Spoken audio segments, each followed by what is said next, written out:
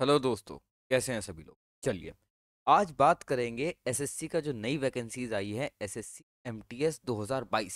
23 नहीं कहेंगे। क्यों नहीं कहेंगे भाई? क्योंकि वैकेंसीज 2022 की हैं, 23 का एमटीएस तो अभी आना बाकी है दोस्तों।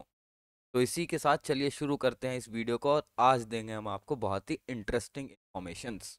चलिए, तो देखना है सबसे पहले भैया, multitasking non technical staff and havildar CBIC और सीबीएन में है एग्जामिनेशन 2022। जो ये भ्रम फैला दिया गया है 23 इसे दूर करो 22, यानी कि 2023 की वैकेंसीज जो हैं एमटीएस की, वो अभी एक पेपर और आना है, जैसा कि कैलेंडर में मेंशन करा है एसएससी ने अपने। पहली इंपॉर्टेंट जानकारी ये होती है। अब आगे चलते हैं। अब कुछ इंपॉर्टेंट डेट्स को देख लेते हैं भाई। सबसे पहले तो date of submission of online application जो है वो 18 तारीख से लेकर के 18 जनवरी से लेकर के 17 जनवरी तक होने वाली है। इसके अंदर 17 को फॉर्म जो है वो बंद हो जाएगा रात को 11 बजे। ठीक है, ध्यान देना है। 17 को फॉर्म बंद हो रहा है तो भैया ध्यान रखना कि आप 10 तारीख जो है फरवरी की, 10 फरवरी से पहले पहले फॉर्म भर लो। बाद में वेबसाइट बहुत ज़्यादा बिजी हो जाती है। लास्ट डेट जो है और ऑनलाइन फीस पेमेंट और टाइम जो है वो 19 तारीख को रात को 11 बजे तक आप ऑनलाइन फीस पे कर सकते हैं। और जो चालान जनरेट कर सकते हैं, जो कि आपका एसबीआई से भरा जाता है, इसे आप चालान को जनरेट कर सकते हैं 19 तारीख को रात को 11 बजे तक। उसके बाद ये जनरेट नहीं होगा, प्रिंट नहीं कर पाएंगे आप इसे। और इसे जो भर सकते हैं भाई, आप लोग भर कब सकते हैं? बैंक के वर्किंग आवर्स में भर सकते हैं 20 तारीख तक, 20 फरवरी तक। फीस कितनी होगी जी? फीस होगी हमारी 100 रुपये। आगे फीस के ऊपर भी डिस्कशन करेंगे, जैसे महिलाओं के लिए, एससी के लिए, एसटी के लिए और एक्स सर्विसमैन के लिए क्या है, फीस 0 रुपये है। ठीक है, उसके ऊपर भी डिस्कशन करेंगे। Date of window for application, अच्छा जो करेक्शन की विंडो है, अगर आपके फॉर्म में गलती हो गई है भाई, ठीक है, करेक्शन करनी है, तो क्या होगा इसके लिए? इसके लिए एक विंडो दे रखी है 23 फरवरी से लेकर के 24 फरवरी 11 बजे तक की। इसके अंदर आप अपना जो है करेक्शन कर सकते हैं फॉर्म में अगर कुछ गलतियां हो गई। लेकिन जो बेसिक रजिस्ट्रेशन है उसे पहले से ही कर। शेड्यूल्ड जो, अच्छा, कंप्यूटर बेस्ड एग्जामिनेशन जो होगा, जिसे हम लोग सीबीई कह देते हैं, सीबीई, ये हमारा कब होगा एमटीएस का? ये अप्रैल 2023 में होगा, और ये 22 का एमटीएस है। 2022 का, 23 का एमटीएस अभी आएगा। आगे चलते हैं। पे कमीशन की बात करें तो आपका जो पे होगी भैया, वो लेवल 1 की आपकी पे होगी एज पर पे मैट्रिक्स, 7th पे कमीशन की पे मैट्रिक्स के अकॉर्डिंग। और कहाँ कहाँ पर आप जाएंगे? Central board of indirect taxes, CBIT, central board of indirect taxes and customs, CBIC. ठीक है, और central bureau of narcotics, CBN. दोनों किसके department under? Department of revenue और मिनिस्ट्री ऑफ फाइनेंस के अंडर जाएंगे। आगे चलते हैं। वैकेंसीज की बात करें तो अभी तक जो कौन से में भैया, एसएससी एमटीएस, एसएससी एमटीएस 2022, 23 नहीं, भ्रम में नहीं जीना है। इसमें जो टेंटेटिव वैकेंसीज हैं वो दी गई हैं हमें 10,880 के अप्रॉक्स एमटीएस की। हवलदार जो है सीबीआईसी और सीबीएन में, इसमें 529 वैकेंसी है, अभी टेंटेटिव है, यानी कि वैकेंसीज बढ़ने की उम्मीद है। और हमने जैसा कि पैटर्न देखा, सीजीएल के अंदर भी देखा, सीएचएसएल में देखा, भैया वैकेंसीज तो बढ़ेंगी, तो तैयार रहना इसके लिए। अच्छा, फॉर्म भर कहाँ सकते हो? एसएससी की वेबसाइट पे भर सकते हो, ये सारी बातें आपको पता होंगी। इंपॉर्टेंट बातें करते हुए चलेंगे। नेशनैलिटी जो है, एज लिमिट की बात कर लेते हैं। एज लिमिट बड़ी इंपॉर्टेंट है। जो एज काउंट होगी एसएससी में एमटीएस 2022 में, 1 जनवरी 2023 से काउंट होगी। 1 जनवरी 2023 से काउंट होगी। एग्जाम 22 का है जब। चलिए, इसके अंदर अगर आपकी एज क्या होनी चाहिए भैया? 18 से 25 होनी चाहिए एमटीएस एंड हवलदार के लिए, इन सीबीएन डिपार्टमेंट ऑफ रिवेन्यू। ठीक है जी, नार्कोटिक्स में। तो आप यानी कि 2 जनवरी 1998 से लेकर के 1 जनवरी 2005 के बीच में पैदा हुए हो। अगर आपको हवलदार लगना है सीबीआईसी में, ठीक है जी, और कुछ पोस्ट का एमटीएस भी आता है इसमें, तो यहाँ पर आपकी एज 18 से 27 के बीच में होनी चाहिए, यानी कि आपका जो जन्म है वो 2 जनवरी 1996 से लेकर के 1 जनवरी 2005 के बीच में हुआ हो। ये एज का बात हो गई। रिलैक्सेशन की बात कर लें, चलो रिलैक्सेशन की बात कर लेते हैं। एज कैटेगरी में रिलैक्सेशन जो मिलेगा, एससी एसटी को 5 साल का मिलेगा, ओबीसी को 3 का। हैंडीकैप्ड जो है अनरिजर्व, उन्हें 10 साल का। हैंडीकैप्ड जो ओबीसी में है 13 साल का, और हैंडीकैप्ड जो एससी एसटी में है उन्हें 15 साल का। एक्स सर्विसमैन को 3 साल का मिलेगा, deduction of military services render from actual age as order closing the date of, जो भी एक्चुअल डेट से एक्स्ट्रा जो मिलिट्री सर्विस हो रही होंगी उसके हिसाब से 3 साल का मिलेगा। डिफेंस पर्सन को 3 साल का, ये छोड़ देते हैं, बाद में एक इवेंट में कवर करेंगे डेट वाले में। इंपॉर्टेंट बातें करते हुए चलते हैं, इन जनरल जो मेजॉरिटी ऑफ स्टूडेंट्स हैं उनके लिए जो इंपॉर्टेंट है। पीछे चलेंगे दोस्तों, इसलिए मैंने पहले ही सब कुछ हाईलाइट करके रखा हुआ था ताकि आप लोगों को इंपॉर्टेंट इन्फॉर्मेशन दे सकूं पूरी पीडीएफ को पढ़ने के बाद। एसेंशियल क्वालिफिकेशंस की बात करते हैं। जरूरी क्वालिफिकेशंस है 17 फरवरी 2023 तक जो आप पूरी कर चुके हो जब तक फॉर्म क्लोज हो रहा है। तो भैया आप मैट्रिकुलेशन एग्जामिनेशन जो है वो पास कर रखा हो आपने 17 फरवरी 2023 तक, जब तक फॉर्म की क्लोजिंग डेट है। उससे पहले का हो तब भी कोई दिक्कत नहीं है, एज 18 से 27 के बीच में। फीस की जैसे कि मैंने बताई थी, फीस जो है वो 100 रुपये है, लेकिन वुमेन कैंडिडेट्स के लिए, एसटी के लिए, एससी के लिए, फिजिकली हैंडीकैप्ड या डिसेबिलिटीज जिनके पास उनके लिए, और एक्स सर्विसमैन के लिए कोई फीस नहीं है। ऑनलाइन ऑफलाइन दोनों तरीके से आप भर सकते हैं। अच्छा, अगर आप ऑनलाइन फीस भरेंगे तो दोस्तों याद रखेंगे यूपीआई से भरने की कोशिश नहीं करेंगे।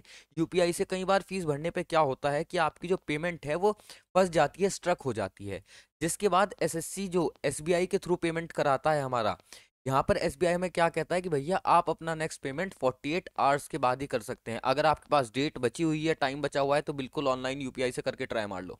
अगर नहीं बची हुई है भैया और आप लोग क्लोजिंग डेट के पास, यानी कि आप लोग 10 फरवरी के आसपास फॉर्म भर रहे हो, तो कोशिश करना आप अपने डेबिट या फिर क्रेडिट कार्ड से ही पेमेंट करो। और साथ ही साथ ये भी देखना भैया कि साथ ही साथ जो है वो चालान भी डाउनलोड कर लो, 1-2 दिन में पेमेंट नहीं होता तो बैंक से कर दो, टेंशन नहीं लेनी। ये जोन है, सभी जोन्स में एग्जामिनेशन होगा, इसके बारे में तो कोई डाउट नहीं है। स्कीम ऑफ एग्जामिनेशन पढ़ लेते हैं जहां पर बड़े चेंजेस हुए हैं।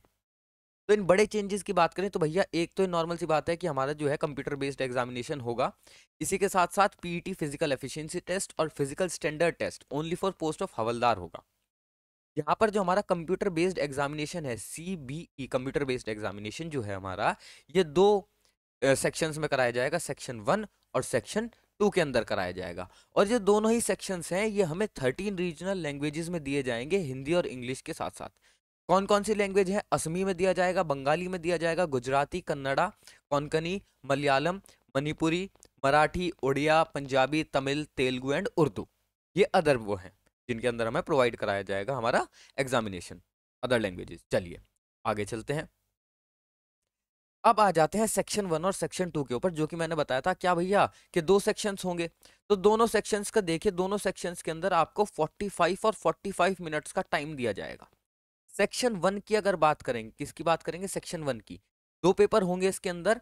पहला होगा न्यूमेरिकल एंड मैथमेटिकल एबिलिटी, यानी कि सीधी सिंपल सी भाषा में मैथ का पेपर होगा। दूसरा पेपर किसका होगा? रीजनिंग का होगा, सीधी सिंपल भाषा।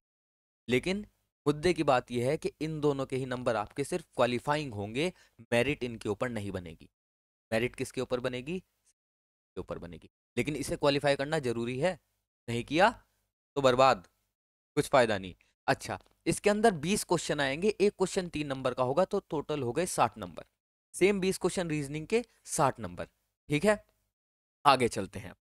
सेक्शन 2 जो इंपॉर्टेंट है, इरेज कर देते हैं। हाँ जी, अभी हम क्लियरली अब सेक्शन 2 के ऊपर हम हमारा फोकस रहेगा। देखो, सेक्शन 2 जो है यह है इंपॉर्टेंट। कैसे इंपॉर्टेंट है? इसके अंदर दो सेक्शन आएंगे। पहला तो आएगा जीए, यानी कि जनरल अवेयरनेस आएगी आपकी। जनरल अवेयरनेस के बाद भैया जो अगला सेक्शन आएगा वो आएगा हमारा कौन सा? अच्छा, जनरल अवेयरनेस के क्वेश्चन कितने होंगे? 25 क्वेश्चन होंगे, एक क्वेश्चन 3 नंबर का, तो टोटल कितने हो गए? 75 मार्क्स हो गए। इसके बाद इंग्लिश की लैंग्वेज की बात करें, इंग्लिश का भी पेपर आएगा जिसके अंदर सेम 25 क्वेश्चन आएंगे, तो ये भी कितने हो गए? 75 नंबर के हो गए। के बाद दोस्तों इनके लिए भी टाइम कितना मिलेगा? टोटल 45 मिनट का टाइम मिलेगा। ये खेल, और पेपर क्वालिफाई करने में ये दोनों जो सेक्शन है, यही दोनों सेक्शन मैटर करेंगे। हाँ, वो क्वालिफाई होंगे, इंग्लिश और मैथ्स जो है क्वालिफाई करने होंगे, लेकिन मैटर क्या करेंगे? यस और इंग्लिश, इनके ऊपर मेरिट बने। ये इंटरेस्टिंग बात है काफी ज्यादा। ये भी लिखा हुआ, इसलिए हाईलाइट ये भी कर दिया था भैया कि मैंने, कि यहाँ पे क्या लिख रहा है हमारा कि no negative marking in section 1। ठीक है, सेक्शन 2 के अंदर there will be negative marking of 1 marks each. Wrong. ठीक है, ये सेक्शन 1, यानी कि नेगेटिव मार्किंग कितनी हो गई? 1/3 की, अच्छी खासी नेगेटिव मार्किंग है।